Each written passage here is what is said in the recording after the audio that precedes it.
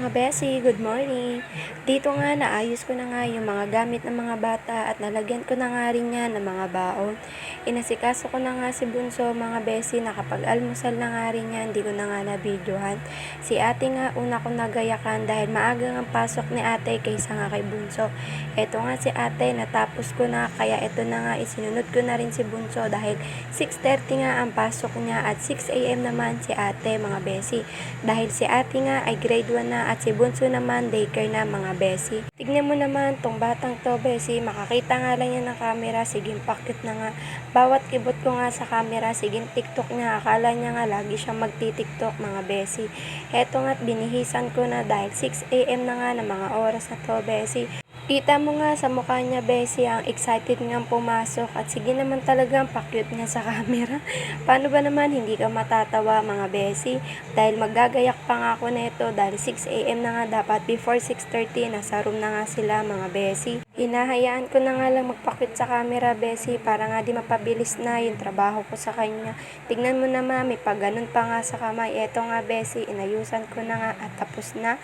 May medyasan ko na nga lang din siya mga besi. Tignan mo naman, ang ganda-ganda nga talaga ng aming Bunso mga besi. Excited nga ako sa kanya besi dahil first day niya nga sa school niya. Parang ako pa nga yun na-excite pumasok mga besi. Uy, wag lang ako, pati kayo mas na-excite pa sa anak niyong pumasok. Char! Nang ini-edit ko nga to besi, natatawa nga ako sa batang to dahil sa sobrang kakulitan at excited nga siyang pumasok, kaya hinayaan ko na nga mga besi. Tingnan mo naman talaga ang itsura niya at halata nga sa kanya na excited nga pumasok. At sana nga rin mga besi, wala ang iyakan na mangyari dahil kinausap ko na siya. Pag umiyak nga siya mga besi, uuwi na lang din kami at dun nga mag-uusap kami kung ano ba talaga ang iniiyak niya. Mabuti na nga lang besi, nakausap ko nga siya at hindi nga daw siya iiyak. Buti nga besi, nakausap ko na at sabi niya nga daw, good girl nga lang daw siya sa room nila besi at hindi nga daw siya gagaya sa mga classmate niyang iiyak. Fast forward na nga besi, nandito na nga kami sa school. Ayan na nga yung mga nanay na nakaabang nga sa pinto sa mga anak nila. Mabuti nga sa first day of school nila besi, wala namang nangyaring iyakan. Kung makikita mo nga, excited nga at pinalalabas na nga ako nitong batang to, ba naman talaga. Ayan nga yung mga classmate niya besi at napakalamig nga sa room nila dahil naka-aircon condition nga to mga besi.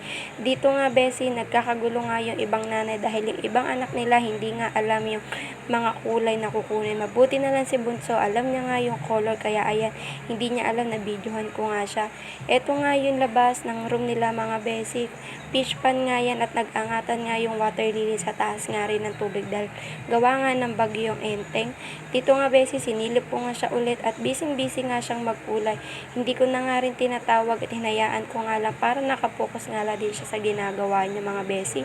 Dito nga pagka uwi nga namin besi, pumunta nga lang kami sa PH dahil bibili nga ako ng hygiene kit bag niya dahil ayun pa nga yung kulang niya mga besi.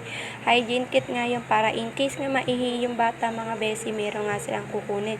Eto nga yung mga picture nila mga besi. Thank you, bye!